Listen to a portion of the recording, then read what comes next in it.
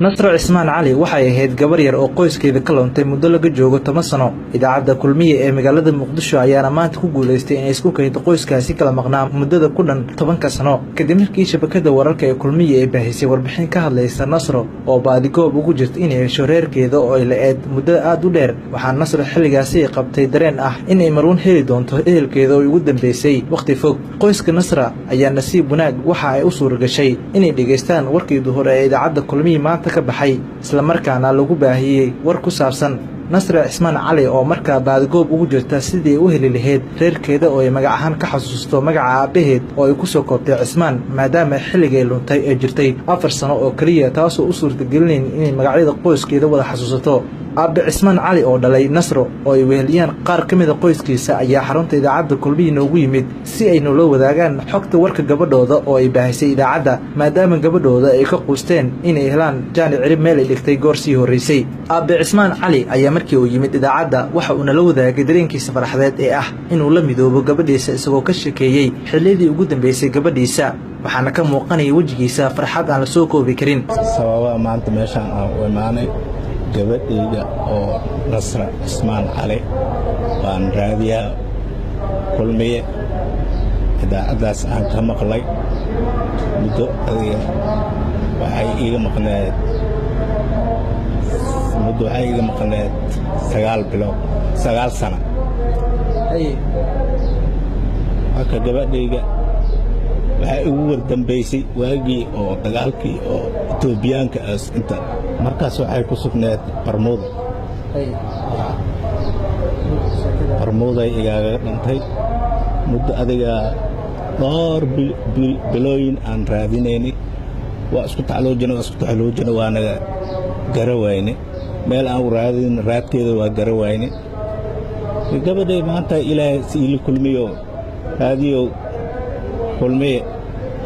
baan ka maqalnay sidaas baan meeshaan aan ku nimadaan soo raadinay gabadhayna ay aad iyo aad aan u faraxsanahay. aniga waa maqnaay gabadha waa iga dhintay gabadhayda haysay gabadhayda haysay gabadhaan ma kaleeyin ma fahantay iyo Saciid labada maka Saciid ahaayeen gabadhaas iyo ku ay la joogtay ma fahantay marka gabadhii waa dhuntay la yiri waa raadinay waa ku wareernay oo iska dhaafnay oo dhulkaan iska dhignay. nasro cismaan oo ah gabadha maanta dib u midowday qoyskeeda oo 10 sano ay ka maqneyd ayaa waxaa ka muuqanaya dareen farxadeed wejigeeda. ina qoyskaada la midowdidna maxay kugu dhiirigelinaysaa inaan helo dadkan ku hor fadhiyo qof ma ka aqoonsan kartaa maanta? may aabaha eedada walaalka way ku hor fadhiyaan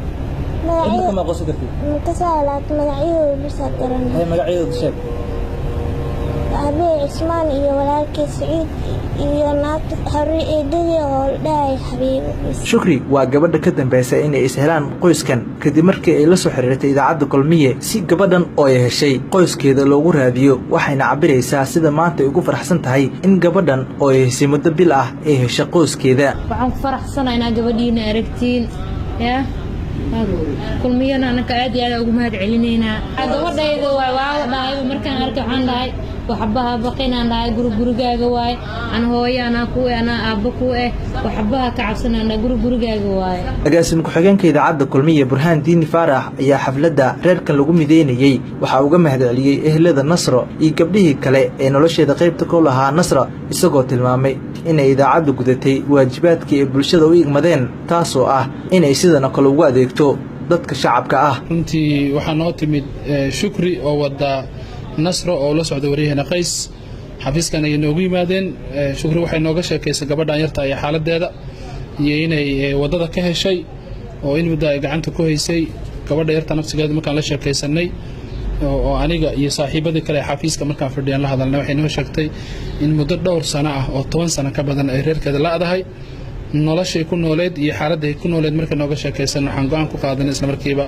inaan dadkeeda u baadi goobno annaga waxaan awoodno kaliya waxay ahayd markaas inaanu u baafino oo war uga sameeyno warkii markuu baxay maantana isla markii ilaahay ayaa mahad leh waxaana la soo xiriiray qoyskeedii oo noo yimid intii fududayso runtii waan ka qayb qaadanaya shaqaalaha Keenana waxaan leeyahay waa ku mahadsantihiin annaguna wax fiican iyo farxad iyo wax weyn oo ku faano ay noo tahay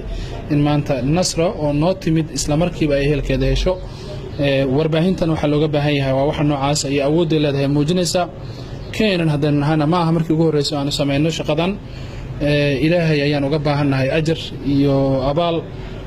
iyo wixii naloo igmaday oo ahayd shaqo ahayd oo warbaahinta mas'uuliyadda saarneed ee aan qabanay ama gudanay ayaan isku aragnaa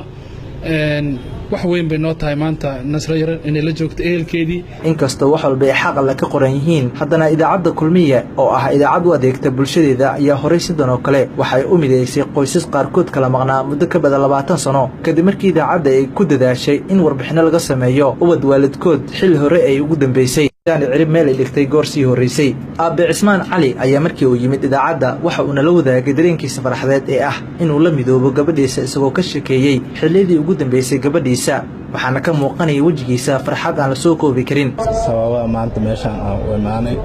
gabadhayga oo Nasra Cismaan Cali waan raadiyaa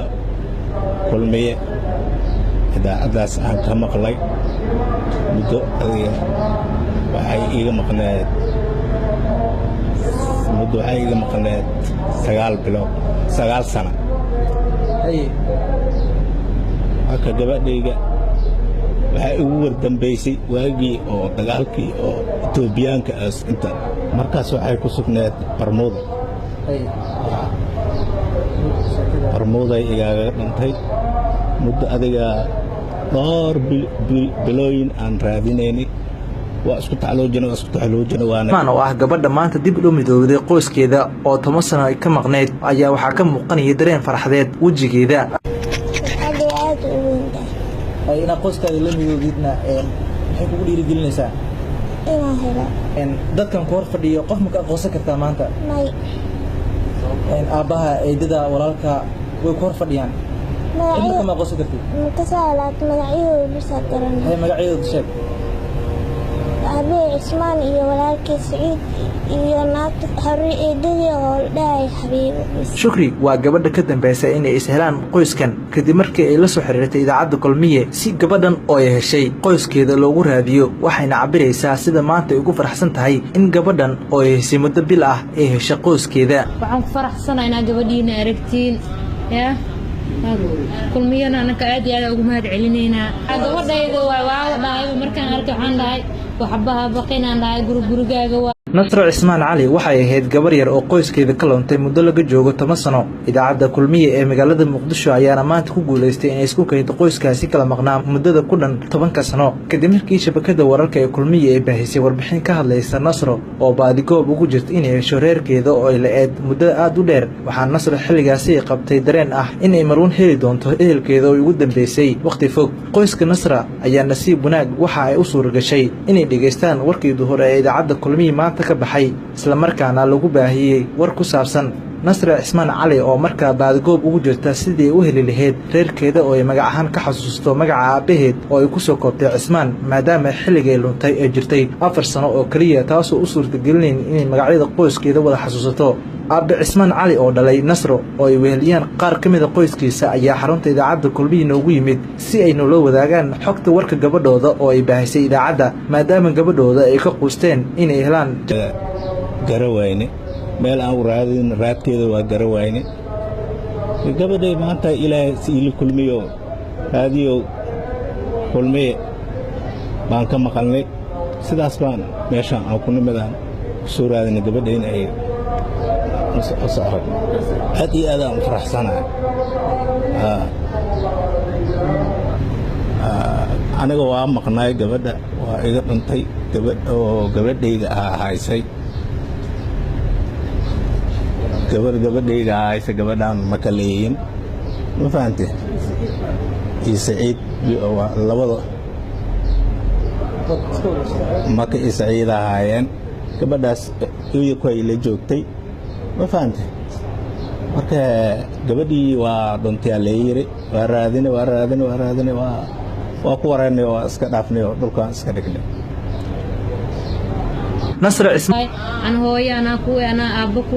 waxbaha ka cabsanana gurigaaga waaye agaasim ku xigeenka idaacadda kulmiye Burhaan Diini Faarax ayaa xafladda reerkan lagu mideynayay waxa uu uga mahadceliyay ehelada Nasro iyo gabdhihii kale ee nolosheeda qaybta ka lahaa Nasra isagoo tilmaamay in idaacaddu gudatay waajibaadkii ay bulshada u igmadeen taasoo ah in ay sidana kale ugu adeegto dadka shacabka ah runtii waxa noo timid shukri oo wada Nasro oo la socdo wariyahana Qays xafiiskan ay noogu yimaadeen shukri waxay nooga sheekaysay gabadhan yarta ay xaaladeeda iyo inay wadada ka heshay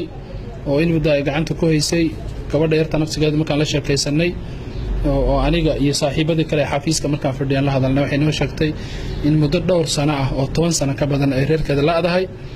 noloshay ku nooleed iyo xaaladda ku nooleed marka nooga sheekaysan waxaan go'aan ku qaadanay isla markiiba